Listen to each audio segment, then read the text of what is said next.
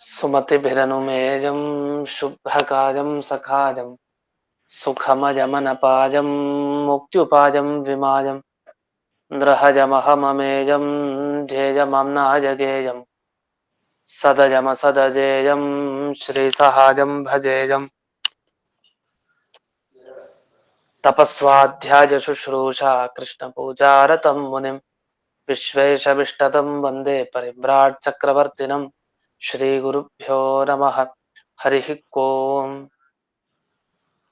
श्रियः पत्ये नित्या गणितगुणमाणिक्य विशदप्रभा जालोल्लासोपहत सकलावद्यतमसे जगज्जन्मस्थेम प्रलयरचनाशीलवपुषे नमो शेषाम्नाय स्मृतिहृदयदीप्ताय हरजे येन प्रादुरभाविभूमिवलजे विस्तारिगो सन्ततिः प्राबोधिष्यति पङ्कजं करुणया प्रकाशितत्वं परम् ध्वान्तं ध्वंसमनाजि साधुनिकरश्चाकारि सन्मार्गकः तेन व्यासदिवाकरेण सततं मात्याजि मे मानसं व्याप्तिर्यस्य निजे निजे नमः सा पक्षे सपक्षे स्थितिः व्यावृत्तिश्च विपक्षतोऽथ विषये सक्तिर्न वै बाधिते नैवास्ति प्रतिपक्षयुक्तिरतुलं शुद्धं प्रमाणं समे भूयात् तत्त्वविदिर्णयाय भगवान् आनन्दतीर्थो मुनिः भवति यदनुभावात्येडमूकोऽपि वाग्मे जडमतिरपि जन्तुर्जायते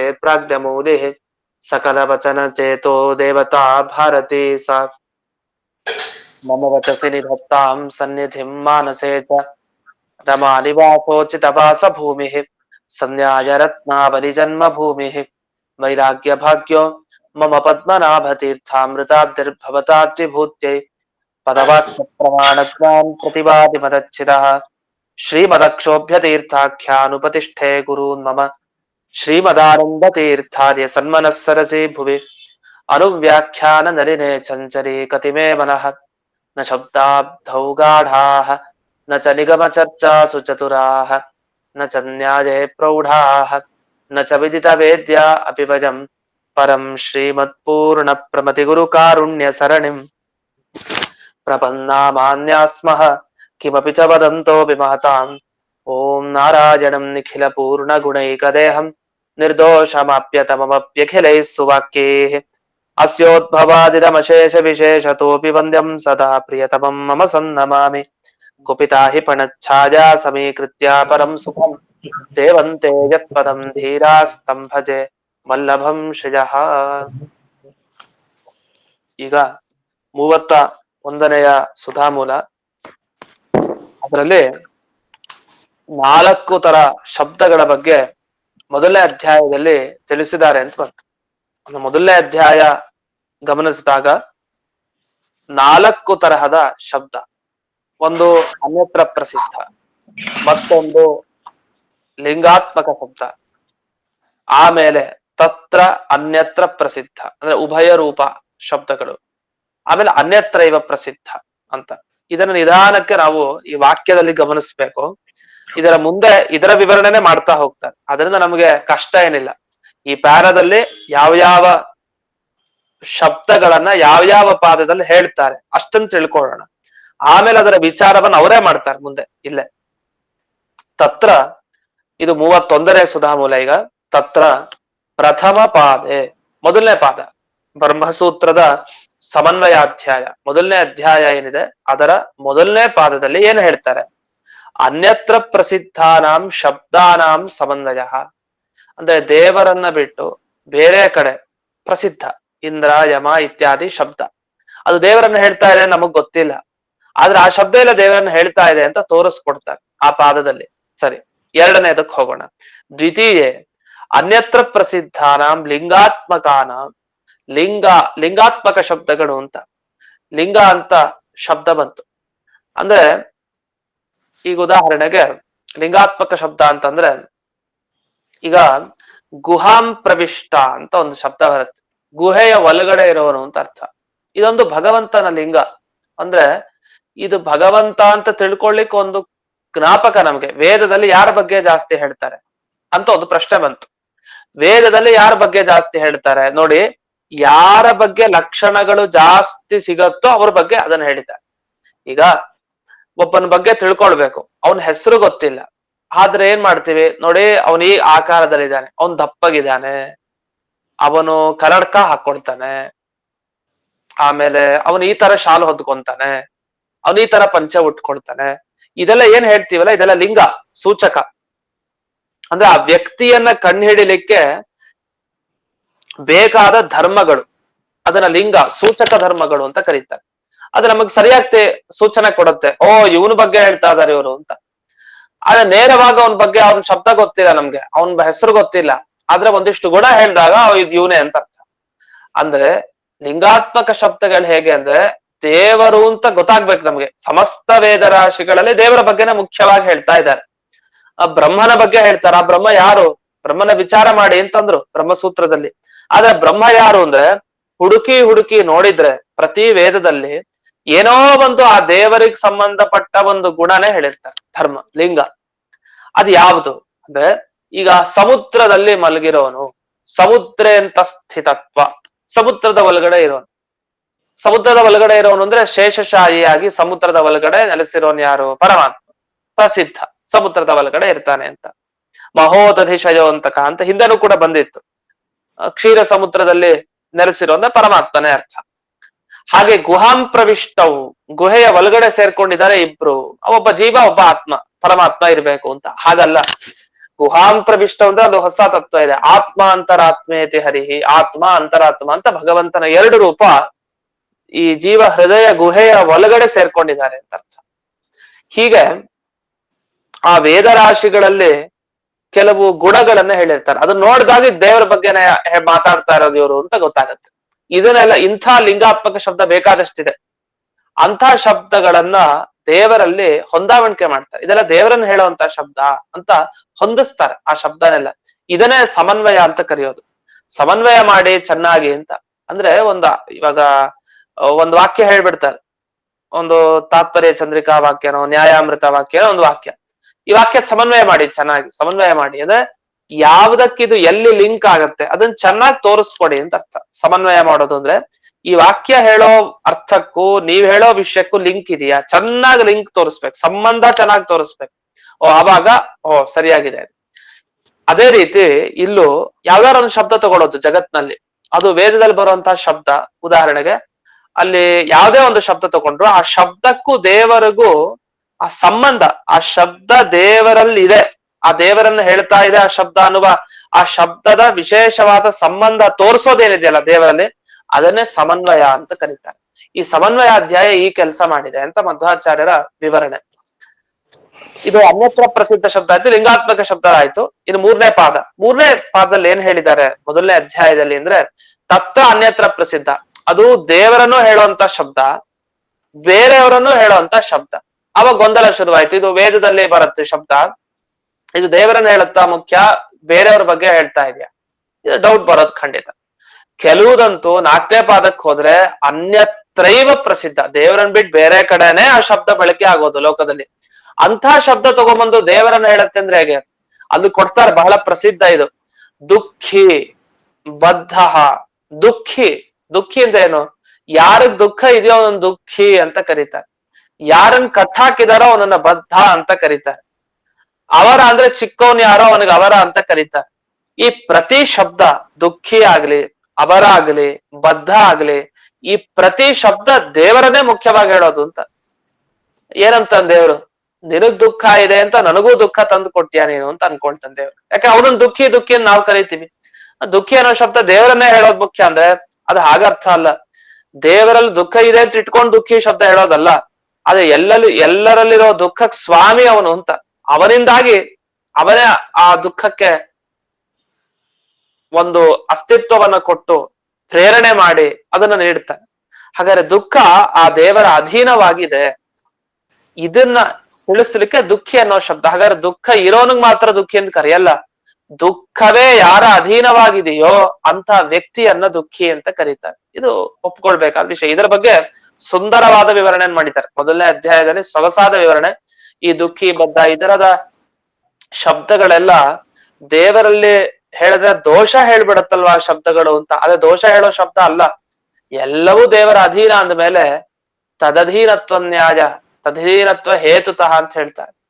ಎಲ್ಲ ದೇವರ ಅಧೀನ ಆದ್ರಿಂದ ಎಲ್ಲಾ ಶಬ್ದಗಳು ದೇವರಲ್ಲಿ ಇದೆ ಅಷ್ಟೇ. ಹೀಗೆ ಅಲ್ಲಿ ಸಮನ್ವಯ ಚೆನ್ನಾಗಿ ಅಂತ ಕಷ್ಟವಾದ ಶಬ್ದಗಳ ಸಂಬಂಧವನ್ನ ತೋರಿಸ್ಕೊಟ್ಟಿದ್ದಾರೆ. ಇದು ಸಮನ್ವಯ ಅಧ್ಯಾಯದಲ್ಲಿ ಮಧ್ವಾಚಾರ್ಯ ಮಾಡಿರೋ ಒಂದು ವಿಶೇಷವಾದ ವಿಚಾರ. ಅಲ್ಲಲ್ಲಿ ಸಮನ್ವಯ ತೋರಿಸ್ತಾರೆ, ಎಷ್ಟು ಚೆನ್ನಾಗಿ ತೋರಿಸ್ತಾರೆ. ಆ ಸಮನ್ವಯ ತೋರಿಸ್ದೇ ಇದ್ದಿದ್ರೆ ಈ ವೇದದ ಶಬ್ದಗಳಿಗೆ ಹೇಗ್ ಅರ್ಥ ಮಾಡ್ಕೊಳ್ಳೋದು, ಹೇಗ್ ದೇವರನ್ನೇ ಇದು ಮುಖ್ಯವಾಗಿ ಹೇಳ್ತಾರೆ ಅಂತ ಹೇಗ್ ತಿಳಿಯೋದು, ಇದೆಲ್ಲ ಅಸಾಧ್ಯವಾದ ಮಾತು. ಅದನ್ನ ಆಚಾರ್ಯರು ತಿಳಿಸಿದ್ದಾರೆ. ಇಷ್ಟು 4 ರೀತಿಯಾದ ಶಬ್ದಗಳನ್ನ 4 ಪಾದದಲ್ಲಿ ಒಂದೊಂದು ಚಾಪ್ಟರ್ ನಲ್ಲಿ, ಮೊದಲು ಅನ್ಯತ್ರ ಪ್ರಸಿದ್ಧ ಶಬ್ದಗಳು ಅಂತ ಕರೀತಾರೆ, ಎರಡನೆಯದು ಲಿಂಗಾತ್ಮಕ ಶಬ್ದಗಳು ಅಂತ ಕರೀತಾರೆ, ಮೂರನೆಯದು ಉಭಯತ್ರ ಪ್ರಸಿದ್ಧ ಶಬ್ದ ಸಮನ್ವಯ ಅಂತಾನು ಹೇಳ್ತಾರೆ. ಉಭಯತ್ರ ಪ್ರಸಿದ್ಧ ಶಬ್ದಗಳು ಅಂತ ಅದನ್ನ ತಿಳಿಸ್ತಾರೆ. ಇನ್ನು ಅನ್ಯತ್ರೈವ ಪ್ರಸಿದ್ಧ ಶಬ್ದಗಳು ಅಂತ 4ನೇ ಪಾದದಲ್ಲಿ ಹೀಗಿದೆ. ಇದರ ಬಗ್ಗೆ ಒಂದು ಟಿಪ್ಪಣಿಲಿ ಒಂದು ಚರ್ಚೆ ಮಾಡಿದ್ದಾರೆ. ಅಲ್ಲ, ನೀವು ಮೊದಲು 2, 3ನೇ ಚಾಪ್ಟರ್ ಬಗ್ಗೆ ಹೇಳಿದ್ ಸರಿ, 4ನೇ ಚಾಪ್ಟರ್ ಹೇಳಿದ್ರಲ್ಲ ಅನ್ಯತ್ರೈವ ಪ್ರಸಿದ್ಧ ಶಬ್ದಗಳು ಅಂತ, ಎಲ್ಲಿ ಹೇಳಿದ್ದಾರೆ? ಅದ್ ಹೇಳೇ ಇಲ್ವಲ್ಲ, ಸ್ಪಷ್ಟವಾಗಿ ಇದನ್ನ ಹೇಳಲೇ ಇಲ್ಲ ಈ ವಿಷಯನ ಅಂತ. ಅದಕ್ಕೆ ಹಾಗೇನಿಲ್ಲ, ಬೇರೆ ಬೇರೆ ಗ್ರಂಥವನ್ನ ಗಮನಿಸ್ಕೊಂಡಾಗ ಈ ವಿಷಯ ಸ್ಪಷ್ಟ ಅಲ್ವಾ ಅಂದ್ರೆ, ಎಲ್ಲ ಹೇಳಿದ್ದಾರೆ ಈ ತರದ ವಿಷಯ. ಕೊನೆ ಪಾದದಲ್ಲಿ ಅನ್ಯತ್ರೈವ ಪ್ರಸಿದ್ಧ, ಬೇರೆ ಶಬ್ದಗಳನ್ನೇ ಹೇಳೋದು ಅಂತ ಎಲ್ಲಿ ಹೇಳಿದ್ದಾರೆ ಅಂತ ಒಂದು ಗೊಂದಲಕ್ಕೆ ಅವಕಾಶ ಇದೆ. ಆಗ ಇಲ್ಲಿ ಉತ್ತರ ಕೊಡ್ತಾ ಹೋಗ್ತಾರೆ. ಯಾದುಪತ್ಯ ಟಿಪ್ಪಣಿಯಲ್ಲಿ, ಶೇಷವಾಕ್ಯಾರ್ಥ ಚಂದ್ರಿಕಾ ಟಿಪ್ಪಣಿಯಲ್ಲಿ. ಅದೊಂದು ನೋಡೋಣ ಟಿಪ್ಪಣಿಯ ಒಂದು ವಿಚಾರನ. ಯದ್ಯಪಿ ಅನುವ್ಯಾಖ್ಯಾನೆ ಅಯಂ ಪ್ರಕಾರ ನೋಕ್ತಃ ತಥಾಪಿ ಭಾಷ್ಯ ಅಸ್ಯ ಮುಕ್ತತ್ವ ಅಭಿಪ್ರಾಯೇಣ ಯಮುಕ್ತಿ. ವಸ್ತುತಃ ವಿಚಾರ ಮಾಡಿದ್ರೆ ಅನುವ್ಯಾಖ್ಯಾನದಲ್ಲೇ ವಿಷಯ ಇಲ್ಲ ಅಂತ. ಭಾಷ್ಯದಲ್ಲಿ ಸಿಗತ್ತಂತೆ, ಆದ್ರೆ ಅನುವ್ಯಾಖ್ಯಾನದಲ್ಲಿ ಸಿಗಲ್ಲ. ಮತ್ ಜಯತೀರ್ಥರಲ್ಲಿ ಬರ್ದಿದಾರಲ್ಲ, ನಮಗೇನ್ ಅನ್ಸತ್ತೆ, ಈ ವಾಕ್ಯಗಳನ್ನ ನೋಡಿದಾಗ ಅನುವ್ಯಾಖ್ಯಾನದಲ್ಲೇ ಬಂದಿದೆ, ಅದಕ್ಕೆ ಜಯತೀರ್ಥರಲ್ಲಿ ಬರ್ದಿದ್ದಾರೆ ನ್ಯಾಯಸುಧಾ ಗ್ರಂಥದಲ್ಲಿ. ಇಲ್ಲ, ಇದನ್ನ ಬರೀಲಿಲ್ಲ. ಮುಂದೆ ಶ್ಲೋಕಗಳನ್ನ ಹೇಳ್ತಾರೆ ಆಚಾರ್ಯ. ಈಗ ಮುಂದೆ ಒಂದು ಶ್ಲೋಕ ಪ್ರಾರಂಭ ಆಗತ್ತೆ. ಆ ಶ್ಲೋಕದಲ್ಲೆಲ್ಲ ಗಮನಿಸಿದ್ರೆ ಅನ್ಯತ್ರೈವ ಪ್ರಸಿದ್ಧ ಅಂತ ಮಾತಾಡಲ್ಲ ಆಚಾರ್ಯರು. ಹಾಗಾದ್ರೆ ಅದು ಬೇಡ ಅಂತ ಬಿಟ್ಬಿಟ್ರ? ಇಲ್ಲ, ಅದೆಲ್ಲ ವಸ್ತುತಃ ಇದೆ. ಅದನ್ನೆಲ್ಲ ಬ್ರಹ್ಮಸೂತ್ರ ಭಾಷ್ಯದಲ್ಲಿ ಹೇಳಿದ್ದಾರೆ. ಆ ಬ್ರಹ್ಮಸೂತ್ರ ಭಾಷ್ಯದಲ್ಲಿ ಹೇಳಿರೋದ್ರಿಂದ ಆ ವಿಶೇಷವಾದ ಕ್ರಮವನ್ನ ಇಲ್ಲಿ ಹೇಳಲಿಕ್ಕೆ ಹೋಗ್ಲಿಲ್ಲ ಅಷ್ಟೇ. ಅಥವಾ ಇನ್ನೊಂದು ಅರ್ಥವನ್ನು ಇದಕ್ಕೆ ಮಾಡ್ತಾರೆ. ಅದೇನರ್ಥ ಅಂದ್ರೆ, ಈಗ ಅನುವ್ಯಾಖ್ಯಾನದಲ್ಲಿ 3 ಥರ ಬಂತು ಶಬ್ದಗಳು, 4ನೇ ಪಾದದಲ್ಲಿ ಬರೋ ಯಾವ ರೀತಿ ಕ್ರಮ ಇದೆ ಅದನ್ನ ಹೇಳಲಿಲ್ಲ ಅಂತ. ಯಾಕೆ ಅಂದ್ರೆ ನೋಡಿ, ಒಂದೊಂದೇ ಒಂದು ವಾಕ್ಯ ಉದಾಹರಣೆ ಕೊಡ್ತಾರೆ. ಪ್ರಥಮೇ ತತ್ರ ಅನ್ಯತ್ರ ಪ್ರಸಿದ್ಧಾನಾಂ ವಿಷ್ಣಾದೇವ ಸಮನ್ವಯಂ ಲಿಂಗಾತ್ಮಕಾನಾಂ ಶಬ್ದಾನಾಂ ಮೃತ್ಯುರ್ನಾರಾಯಣೇ ಪರೇ ತತ್ರ ಅನ್ಯತ್ರ ಪ್ರಸಿದ್ಧಾನಾಂ ಲಿಂಗನಾಮ್ನಾಂ ಪುನರ್ಹರಿಃ ವಿಶೇಷಾನ್ ಮುಖ್ಯತೋ ವೃತ್ತಿಂ ಸ್ವಸ್ಮಿನ್ನೇವಾತ್ರ ಭಕ್ತ್ಯಜಃ. ಇದೆಲ್ಲ ಈ ಶೇಷವಾಕ್ಯಾರ್ಥ ಚಂದ್ರಿಕಾ ಟಿಪ್ಪಣಿಯಲ್ಲಿದೆ. ಈ ಶ್ಲೋಕಗಳೆಲ್ಲ ನಮಗ್ ಮುಂದೆ ಬರೋ ಶ್ಲೋಕನೇ, ಅನುವ್ಯಾಖ್ಯಾನದ ಶ್ಲೋಕ. ಅದ್ರ ವಿವರಣೆ ನೋಡ್ತೀವಿ ಮುಂದಕ್ಕೆ. ಇಂಥ ಶ್ಲೋಕಗಳನ್ನು ಗಮನಿಸಿದಾಗ ಕೇವಲ 3 ವಿಷಯಗಳ ಬಗ್ಗೆ ಮಾತ್ರ ಮಾತಾಡಿದ. ಇನ್ನು 4ನೇ ಪಾದದ ವಿಷಯ ಅಂದ್ರೆ ಬೇರೆ ಕಡೆನೇ ಪ್ರಸಿದ್ಧ ಶಬ್ದ, ದುಃಖಿ ಅಂತ ಶಬ್ದ ಹೇಳ್ತೀವಿ. ಅಂತ ಶಬ್ದಗಳ ಬಗ್ಗೆ ಎಲ್ಲ ಹೇಳಿಲ್ವಲ್ಲ ಅಂದ್ರೆ, ಹೌದು, ಬಾಯಿ ಬಿಟ್ಟು ಹೇಳಲಿಲ್ಲ. ಬಾಯಿ ಬಿಟ್ಟು ಹೇಳಿದ್ದು 3, 4ನೇದು ಬಾಯಿ ಬಿಟ್ಟೇನು ಹೇಳಲಿಲ್ಲ. ಆದ್ರೆ 3 ಥರ ಶಬ್ದ ಹೇಳಿದ್ಮೇಲೆ ಮಿಕ್ಕಿದ್ ಯಾವ್ದು? ಅವಶ್ಯವಾಗಿ ಅದೇ ಆಗಿರುತ್ತೆ ಅಂತ ನಾವು ಅದನ್ನ ಇಟ್ಕೊಳ್ಬೇಕು ಅಂತ ಹೀಗೆ ಶೇಷವಾಕ್ಯಾರ್ಥ ಚಂದ್ರಿಕಾದಲ್ಲಿ ಒಂದು ವಿವರಣೆಯನ್ನ ಮಾಡಿದ್ದಾರೆ. ಇನ್ನು ಯಾದುಪತ್ಯದಲ್ಲಿ ಏನ್ ಹೇಳ್ತಾರೆ ಅಂದ್ರೆ, ಇದು ಗೊತ್ತಾಗತ್ತೆ ನಮ್ಗೆ 4ನೇ ಚಾಪ್ಟರ್ ಏನು ಅಂತ ಗೊತ್ತಾಗ್ತಾ ಇಲ್ಲ. ಯಾಕಂದ್ರೆ ಅನುವ್ಯಾಖ್ಯಾನ ಗಮನಿಸಿದಾಗ ಮೊದಲು 2, 3 ಗೊತ್ತಾಯ್ತು. 4ನೇದ್ರ ಬಗ್ಗೆ ಸಮಸ್ಯೆ ಅಂದ್ರೆ, ಇಲ್ಲ ವಿಷಯಮಾಲ ಅಂತ ವಿಷಯಮಾಲದ ಪರಿಚಯ ನಮ್ಗೆ ಈಗಾಗ್ಲೇ ಆಗಿರುತ್ತೆ. ಏನಂದ್ರೆ, ಈ ಸಂಧ್ಯಾಧಿಕರಣ ಪ್ರಾರಂಭಕ್ಕಿಂತ ಮೊದಲು ಅಲ್ಲೆಲ್ಲ ಅನುವ್ಯಾಖ್ಯಾನದಲ್ಲಿ ಒಂದೊಂದು ಪದದಿಂದ ಆಚಾರ್ಯರು ಒಂದು ಪೂರ್ವಪಕ್ಷ, ಒಂದು ಸಿದ್ಧಾಂತ ತೋರಿಸ್ಕೊಟ್ಟಿದ್ದಾರೆ. ಅಂದ್ರೆ ಇಡೀ ಆ ಅಧಿಕರಣದಲ್ಲಿ ಯಾವುದ್ರ ಬಗ್ಗೆ ಆಕ್ಷೇಪ ಇದೆ, ಅದಕ್ಕೇನು ಉತ್ತರ, ಅದನ್ನ ಚಿಕ್ಕದಾಗಿ ವಿಷಯಮಾಲ, ನ್ಯಾಯಮಾಲ ಅಂತಾನು ಕರೀತಾರೆ. ಅಲ್ಲಿ ತಿಳಿಸ್ಕೊಟ್ಟಿದೆ, ಅದರ ವಿವರಣೆ ನಾವು ನೋಡಿದೀವಿ. ಇಲ್ಲೂ ಹಾಗೆ ನ್ಯಾಯಮಾಲ ಒಂದು ಕಡೆ ಬರುತ್ತೆ. ಏನಂತ? ವಿರೋಧಿ ಸರ್ವ ಬಾಹುಲ್ಯ ಕಾರಣ ಸ್ತ್ರೀ ನಿಷೇಧಿನಾಂ.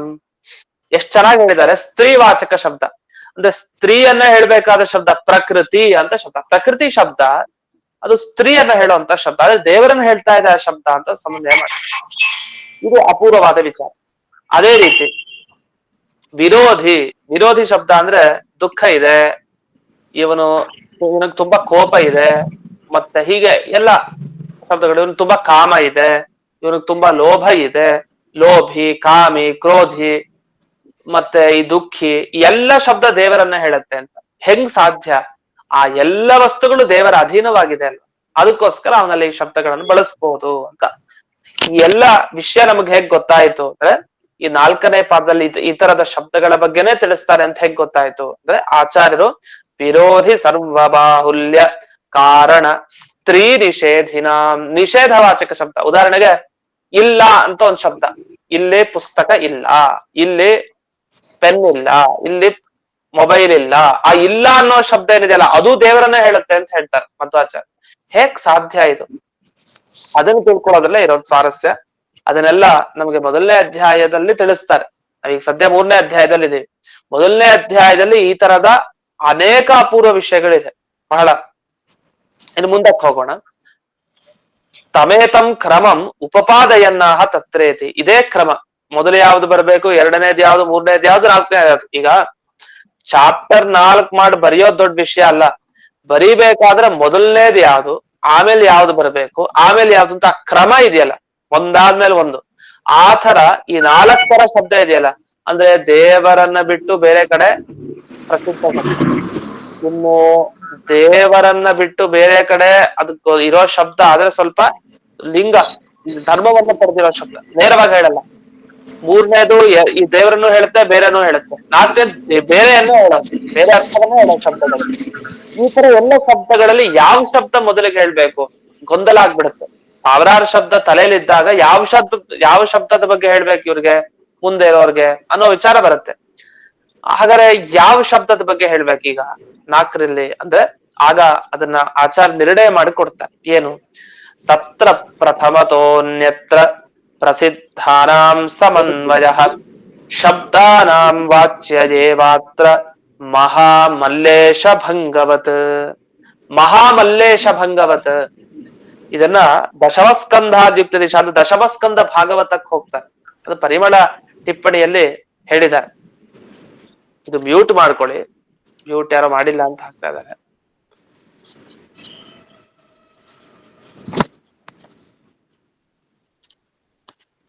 ದಶಮಸ್ಕಂದ ಭಾಗವತದಲ್ಲಿ ಬಂದ ವಿಷಯ ಅಂತ. ಆ ದಶಮಸ್ಕಂದ ಭಾಗವತದಲ್ಲಿ ಬಂದ ವಿಷಯವನ್ನೆಲ್ಲ ಗಮನಿಸ್ಕೊಂಡು ಸುಧಾದಲ್ಲಿ ವಿವರಣೆ ಮಾಡ್ತಾ ಇದ್ದಾರೆ. ಅನುವ್ಯಾಖ್ಯಾನದಲ್ಲಿ ಹಾಗಿದೆ, ಮಹಾಮಲ್ಲೇಶ ಭಂಗವತ್ ಅಂತ. ಏನ್ ಮಹಾಮಲ್ಲೇಶ ಭಂಗ ಅಂದ್ರೆ ಏನರ್ಥ? ಇದೊಂದು ನ್ಯಾಯ. ಮಹಾಮಲ್ಲೇಶ ಭಂಗ ಅಂತ. ಮಹಾಮಲ್ಲೇಶ ಭಂಗ, ಮಲ್ಲರು ಅಂದ್ರೆ ಏನು? ಈ ಮಲ್ಲ ಯುದ್ಧ ಮಾಡೋರೆಲ್ಲ ಏನಿರ್ತಾರಲ್ಲ ಅವ್ರಂಥ ಮಲ್ಲರು. ಆ ಮಲ್ಲರಲ್ಲಿ ಮಹಾಮಲ್ಲ, ಆ ಮಹಾಮಲ್ಲರಿಗೆ ಈಶ ಅಂದ್ರೆ ಎಂಥ ದೊಡ್ಡ ಪರಾಕ್ರಮವನು. ಮಲ್ಲ ಅಂದ್ರೇನೆ ಕಷ್ಟ, ಮಲ್ಲರಲ್ಲಿ ಮಹಾಮಲ್ಲ, ಆ ಮಹಾಮಲ್ಲನಿಗೆ ಈಶ ಸ್ವಾಮಿ ಫಸ್ಟ್ ಅಂತ. ಮಹಾಮಲ್ಲೇಶ ಏನಿದಾನೆ ಅವನನ್ನ ಭಂಗ ಮಾಡಿದ್ರೆ ಹೇಗೋ ಹಾಗೆ. ಅಂದ್ರೆ ಯುದ್ಧಕ್ ಬೇಕಾದಷ್ಟು ಜನ ಬರ್ತಾರೆ, ಸ್ಪರ್ಧೆಗೆ ಬೇಕಾದಷ್ಟು ಜನ ಬರ್ತಾರೆ, ಎಲ್ರನ್ನು ಸೋಲ್ಸೋ ಅವಶ್ಯಕತೆ ಇಲ್ಲ. ಪ್ರತಿಯೊಬ್ಬರನ್ನು ಕರೆದು ಅವರನ್ನು ಸೋಲ್ಸೋ ಅವಶ್ಯಕತೆ ಇಲ್ಲ. ಆ ಎಲ್ಲರ ಮಧ್ಯದಲ್ಲಿ ಪ್ರಭಾವಶಾಲಿ ಇರ್ತಾನಲ್ಲ, ಭಾರಿ ಮೈನ್ ಅಂತ ಇರ್ತಾನಲ್ಲ, ಅವನನ್ನ ಕರೆದು ಅವನನ್ನ ಸೋರ್ಸಿದ್ರೆ ಸಾಕು. ಇನ್ ಮಿಕ್ಕಿದವರೆಲ್ಲ ತಾವಾಗೆ ಓಡೋಗ್ಬಿಡ್ತಾರೆ, ಹೇಳೋ ಅವಶ್ಯಕತೆ ಇರಲ್ಲ ಅವ್ರಿಗೆ, ಬನ್ನಿ ಯುದ್ಧ ಮಾಡಿ ಅಂತ ಅವರೇ ಓಡೋಗ್ಬಿಡ್ತಾರೆ. ಯಾಕೆ? ಎಲ್ಲರಿಗಿಂತಲೂ ಪ್ರಧಾನನಾದ ವ್ಯಕ್ತಿನೇ ಇವ್ರಿಗೆ ಶರಣಾಗತನ ಆದ್ಮೇಲೆ ನಮ್ ಕಥೆ ಏನು, ಓಡೋಗ್ಬಿಡ್ತಾರೆ. ಮಹಾಮಲ್ಲೇಶ ಭಂಗ ನ್ಯಾಯ ಅಂತ ಹೇಳ್ತಾರೆ. ಅದಕ್ಕೆ ವಿವರಣೆ ಮಾಡ್ತಾ ಇಲ್ಲಿ ಹೇಳ್ತಾರೆ. ಏನ್ ವಿವರಣೆ, ಯಾವ ಪ್ರಸಂಗ ಅಂದ್ರೆ ದಶಮಸ್ಕಂದ ಭಾಗವತದ ಈ ಪ್ರಸಂಗ. ಯಥಾ ಅನೇಕೇಶು ಮಲ್ಲೇಶು ಪ್ರತ್ಯರ್ಥಿತೆಯ ಅವಸ್ಥಿತೇಷ್ವಪಿ ಭಗವತಾ ಕೃಷ್ಣೇನ ಪ್ರಧಾನತ್ವಾತ್ ಚಾಣೂರಾದಿ ಮಲ್ಲಾನಾಮೇವ ಆದೌ ಭಂಗೋ ವಿಹಿತ ತಥಾ ಇತ್ಯರ್ಥ. ಯಾವ್ದ್ರ ಬಗ್ಗೆ? ಚಾಣೂರ ಮರ್ದನ, ಚಾಣೂರ ಮಲ್ಲಭಂಗ ಪ್ರಸಂಗ ಏನಿದೆ ಅದನ್ನ ಇಲ್ಲಿ ತಗೊಂಡಿದ್ದಾರೆ. ಹಾಗಾದ್ರೆ ಬೇಕಾದಷ್ಟು ಜನ ಮಲ್ಲರು ಬಂದಿದ್ರು ಅವತ್ತಿನ ದಿವ್ಸ. ಕೃಷ್ಣನ ಮುಂದೆ ಬೇಕಾದಷ್ಟು ಜನ ಮಲ್ಲರಿದ್ರು, ಹೊಡಿಲಿಕ್ಕೆ ಅಂತ ಬಂದಿದ್ರು, ಯುದ್ಧ ಮಾಡ್ಬೇಕು ಅಂತ ಬಂದಿದ್ದಾರೆ. ಇದ್ರು ಕೃಷ್ಣ ಎಲ್ರನ್ನೂ ಬಿಟ್ಟ ಚಾಣೂರ ಇದಾನಲ್ಲ ಅವನ ಜೊತೆ ಆಡ್ತೀನಿ, ಅವನ ಜೊತೆ ಮಲ್ಲ ಯುದ್ಧ ಅಂತ ಅವನ ಜೊತೆ ಮಲ್ಲ ಯುದ್ಧ ಮಾಡ್ತಾನೆ. ಯಾಕೆ? ಆ ಮಲ್ಲರಲ್ಲಿ ಪ್ರಧಾನ ಅಂದ್ರೆ ಅವನೇ, ಚಾಣೂರ. ಚಾಣೂರನ್ನು ಹೊಡೆದಾಕದ್ಮೇಲೆ ಮಿಕ್ಕಿದವ್ರ ಕತೆ ಗೋವಿಂದ, ಅವರೆಲ್ಲ ಓಡೋಗ್ಬಿಡ್ತಾರೆ, ಬರ್ಲಿಕ್ಕೆ ಸಾಧ್ಯನೇ ಇಲ್ಲ. ನಮ್ ಸ್ವಾಮಿ ಚಾಣೂರನೇ ಹೋದ, ನಮಗೆಲ್ಲೂ ಗೆದ್ದ ಚಾಣೂರನೇ ಇವ್ನ ಮುಂದೆ ಶರಣಾಗತನ ಆದ್ಮೇಲೆ ನಮ್ ಕಥೆ ಏನು ಅಂತ ಓಡೋಗ್ಬಿಡ್ತಾರೆ. ಹಾಗಾದ್ರೆ ಹೇಗೆ ಅನೇಕೇಶು ಮಲ್ಲೇಶು, ಅನೇಕ ಮಲ್ಲರು ಪ್ರತ್ಯರ್ಥಿತೆಯ ಎದುರಾಳಿಯಾಗಿ ನಿಂತಿದ್ರು, ಭಗವತ ಕೃಷ್ಣೇನ ದೇವರಾದ ಕೃಷ್ಣ ತಾನೇನ್ ಮಾಡ್ದ, ಪ್ರಧಾನನಾದ್ದರಿಂದ ಚಾಣೂರಾದಿ ಮಲ್ಲಾನಾಮೇವ ಆದೌ ಭಂಗ, ಅವರನ್ನೇ ಮೊದಲು ಸೋಲಿಸಿದ. ಅವರನ್ನು ಸೋಲಿಸಿದ್ದು ಯಾಕೆ ಅಂದ್ರೆ ಅವರು ಪ್ರಧಾನ ಆ ಗುಂಪಿನಲ್ಲಿ ಅಂತ. ಇಷ್ಟು ಇಲ್ಲೂ ಹಾಗೆ 4 ಶಬ್ದ ಬಂತಲ್ಲ, ಅನ್ಯತ್ರ ಪ್ರಸಿದ್ಧ, ಲಿಂಗಾತ್ಮಕ ಶಬ್ದ, ಉಭಯತ್ರ ಪ್ರಸಿದ್ಧ ಶಬ್ದ, ಅನ್ಯತ್ರೈವ ಪ್ರಸಿದ್ಧ ಶಬ್ದ ಅಂತ. ಈ 4 ಮಲ್ಲರಂತೆ ಇವೆಲ್ಲ. ಇದರಲ್ಲಿ ಪ್ರಧಾನ ಮಲ್ಲ ಯಾರು? ಮೊದಲನೇದನ್ನು ತಗೊಂಡೆ ನೆಲ ಮಿಕ್ಕಿದ್ದು ಸರಿ ಹೋಗ್ಬಿಡತ್ತೆ. ಅಂಥ ಮಲ್ಲ ಯಾರು ಅಂದ್ರೆ ಚಾಣೂರನ ತರ ಇದೆಯಂತೆ. ಯಾವ್ದೀಗ? ಅನ್ಯತ್ರ ಪ್ರಸಿದ್ಧವಾದ ಶಬ್ದ ಅಂದ್ರೆ ದೇವರನ್ನ ಬಿಟ್ಟು ಬೇರೆ ಇದನ್ನ ಹೇಳುವಂತ ಶಬ್ದಗಳು, ಇಂದ್ರ, ಯಮ ಇತ್ಯಾದಿ ಶಬ್ದ. ಅದನ್ನ ದೇವರಲ್ಲಿ ಹೊಂದಾವಣಿಕೆ ಮಾಡ್ಬೇಕು, ಇದೇ ಮುಖ್ಯ. ಆ ಅಂಶವನ್ನ ಇಲ್ಲಿ ಮುಂದೆ ತಿಳಿಸ್ಲಿಕ್ಕೆ ಇಲ್ಲಿ ಮೊದಲಿಗೆ ಮಹಾಮಲ್ಲೇಶ ಭಂಗ ನ್ಯಾಯದಿಂದ ಮೊದಲು ಹೇಳಿದೀವಿ ಅಂತ. ಅದು ಒಂದು ಕ್ರಮ ಇದೆ, ಸೋಪಾನ ಆರೋಹಣ ನ್ಯಾಯ ಅಂತ. ಇಲ್ಲಿ ಶೇಷವಾಕ್ಯಾರ್ಥ ಚಂದ್ರಿಕಾದಲ್ಲಿ ಅದನ್ನು ಕೊಟ್ಟಿರ್ತಾರೆ. ನಮ್ಮ ಸಂಸ್ಕೃತದಲ್ಲಿ ಒಂದು ಸೊಗಸು ಏನು ಅಂದ್ರೆ ಇದೆ, ಈಗ ಅಡ್ಗೋಡೆ ಮೇಲೆ ದೀಪ ಇಡೋದು ಅಂತ ಹೇಳ್ತಾರೆ, ಹೊಸ್ತಿಲ ಮೇಲೆ ದೀಪ, ಅದು ಆಚೆ ಈಚೆ ಬೆಳಕ್ ಬೀಳುತ್ತೆ. ಇದಕ್ಕೆಲ್ಲ ಪ್ರಸಿದ್ಧವಾದ ಒಂದು ನ್ಯಾಯ ಇದೆ, ದೇಹಲಿ ದೀಪ ನ್ಯಾಯ ಅಂತ ಕರೀತಾರೆ. ದೇಹಲಿ ಅಂತಂದ್ರೆ ಅದೇ ಹೊಸ್ತಿಲು ಅಂತ ಅರ್ಥ. ಆ ದೇಹಲಿಯಲ್ಲಿ ದೀಪ ಇಡೋದು, ಅದು ಆಚೆ ಈಚೆ ಬೆಳಕ್ ಬೀಳುತ್ತೆ. ಹಾಗೆ ಒಂದು ವಾಕ್ಯ ಹೇಳಿದ್ರೆ ಅದು ಆಚೆ, ಒಂದ್ ಪದ ಹೇಳಿದ್ರೆ ಅದು ಆಚೆನೂ ಸಂಬಂಧ, ಈಚೆನೂ ಸಂಬಂಧ. ಈಗ ಈ ಕಾಕಾಕ್ಷಿ ಗೋಲಕಂ ನ್ಯಾಯ ಅಂತಾನು ಹೇಳ್ತಾರೆ. ಈ ಕಾಗೆ ಕಣ್ಣಿರತ್ತಲ್ಲ, ಆ ಕಾಗೆ ಕಣ್ಣಿಗೂ ಹಾಗೆ ಒಂದು ನ್ಯಾಯ ಕೊಟ್ಟಿದ್ದಾರೆ, ಕಾಕ ಅಕ್ಷಿ ಗೋಲಕಂ ನ್ಯಾಯ ಅಂತ ಒಂದು ಹೆಸರು ಸಂಸ್ಕೃತದಲ್ಲಿ. ಹಾಗೆ ಮಹಾಮಲ್ಲೇಶ ಭಂಗ ನ್ಯಾಯ ಅಂತ ಈಗ ಬಂತು. ಈ ತರ 700-800ಕ್ಕಿಂತ ಹೆಚ್ಚಿದೆ ನ್ಯಾಯಗಳು, ಪಟ್ಟಿ ಮಾಡಿರೋದೆ ಬೇಕಾದಷ್ಟಿದೆ. ಅದಲ್ಲಿ ಒಂದು 700-800 ನ್ಯಾಯಗಳಂತೂ ಸಿಗತ್ತೆ. ಆ ನ್ಯಾಯಗಳು ಅಷ್ಟು, ಅದ ನ್ಯಾಯ ಹೆಸರು ಮಾತ್ರ ಸಿಗತ್ತೆ, ವಿವರಣೆ ಸಿಗೋದೇ ಕಷ್ಟ. ಆ ತರ ಅಲ್ಲಲ್ಲಿ ಶಾಸ್ತ್ರಗಳಲ್ಲಿ ಇಂಥ ನ್ಯಾಯಗಳನ್ನು ಬಳಸ್ತಾರೆ. ಇದೊಂದು ರೀತಿ ಈ ಲೌಕಿಕವಾದ ಮಾತುಗಳೇನಿದೆ ಆ ತರ ಮಾತುಗಳೇ. ಅವನ್ ದೊಡ್ಡ ಇವನು ಗಟ್ಟಿ ಇರೋನನ್ನೇ ಬೀಳಿಸಿದ್ಮೇಲೆ ಮಿಕ್ಕಿದವ್ರ ಕಥೆ ಏನು ಅಂತೆಲ್ಲ ಮಾತಾಡ್ತಾ ಇರ್ತೀವಲ್ಲ, ಹಾಗೆ ಅದನ್ನ ಒಂದು ನ್ಯಾಯದ ತರ ಮಾಡ್ಕೊಂಡಿದ್ದಾರೆ. ಲೌಕಿಕವಾದ ಸೂಕ್ತಿಗಳ ತರ, ಸುಭಾಷಿತ ಸೂಕ್ತಿ, ಗಾದೆಯ ಮಾತುಗಳಾಗ್ಬೋದು, ಈ ತರದ ಒಂದು ಸಾಲುಗಳೇ ಇದು ಕೂಡ. ಆದ್ರೆ ತುಂಬಾ ಹೋಲಿಕೆ ಇರಲ್ಲ, ಸ್ವಲ್ಪ ವ್ಯತ್ಯಾಸ ಇರುತ್ತೆ, ಅದನ್ನ ನಾವು ಗಮನಿಸ್ಕೊಂಡು ಹೋಗ್ಬೇಕಷ್ಟೇ. ಇದು ಸೋಪಾನ ಆರೋಹಣ ನ್ಯಾಯ ಅಂತ ಒಂದು ನ್ಯಾಯ ಬರುತ್ತೆ, ಅದ್ರ ಮುಂದೆ ನೋಡೋಣ. ಅಂತೂ ಇಲ್ಲಿವರೆಗೆ ಈ 4 ರೀತಿ ಶಬ್ದ, ಅದರಲ್ಲಿ ಪ್ರಧಾನವಾದ ಶಬ್ದ ಯಾವುದು ಅಂತ ಇಲ್ಲಿವರೆಗೆ ನೋಡಿದ್ವಿ. ಇನ್ನು ಮುಂದಿನ ವಿಚಾರವನ್ನ ನಾಳೆ ದಿವಸ ನೋಡೋಣ ಅಂತ ಹೇಳ್ತಾ ಇಂದಿನ ಪಾಠವನ್ನ ಸ್ಮರಣಾಂತರ್ಗತ ವ್ಯಾಸತೀರ್ಥ ಗುರುವಂತರ್ಗತ ಭಾರತೀಯ ರಮಣ ಮುಖ್ಯ ಪ್ರಾಣ ಅಂತರ್ಗತ ಶ್ರೀಮನ್ ಮೂಲ ಗೋಪಾಲಕೃಷ್ಣನಿಗೆ ಅರ್ಪಣೆ ಮಾಡ್ತೇನೆ.